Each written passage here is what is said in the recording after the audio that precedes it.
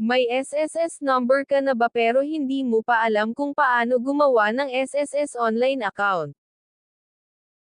Kung wala kang may SSS account, hindi mo makikita ang contributions mo, hindi ka makakapag-loan, at hindi mo maa-access ang benefits mo.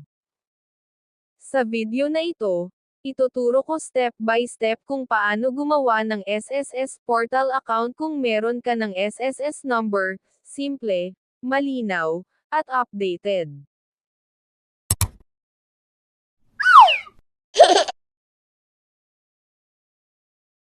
Sa previous video, tinuro ko kung paano kumuha ng SSS number online kahit wala ka pa nito. Ngayon, ang next step, i-activate ang iyong MySSS account para magamit mo na lahat ng SSS services online. Ano ang MySSS account? Ang MySSS account ay ang iyong personal online dashboard, kung saan pwede mong i-check contributions, mag-apply ng salary loan, mag-file ng benefits, sickness, maternity, etc.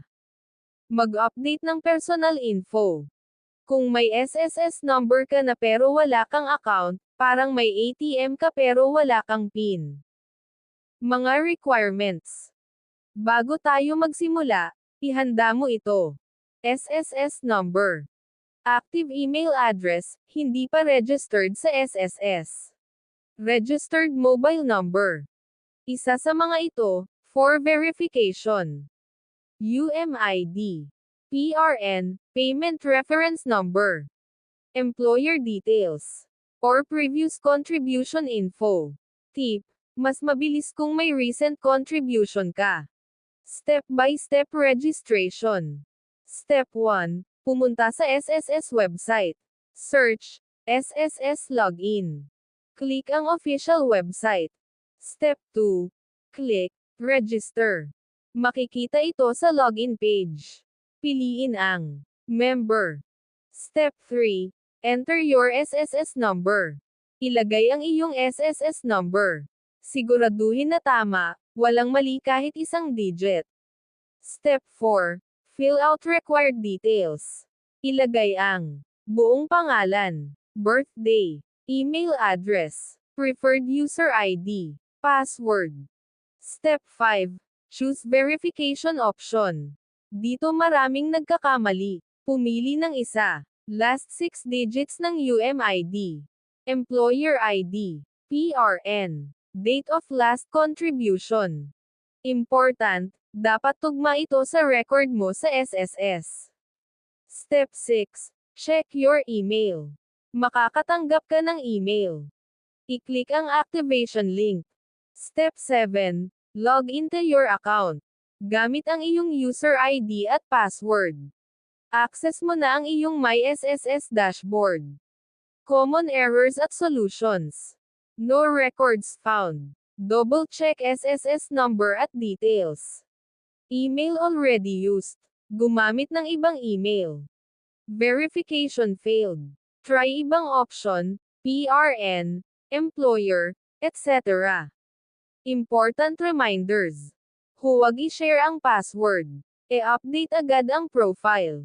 I-link ang mobile number. Bonus tip. I-save ang login details mo sa safe place. At ayan, ganun lang kadali gumawa ng SSS portal account kung may SSS number ka na. Ngayon, fully ready ka na para gamitin ang SSS online services, anytime, anywhere.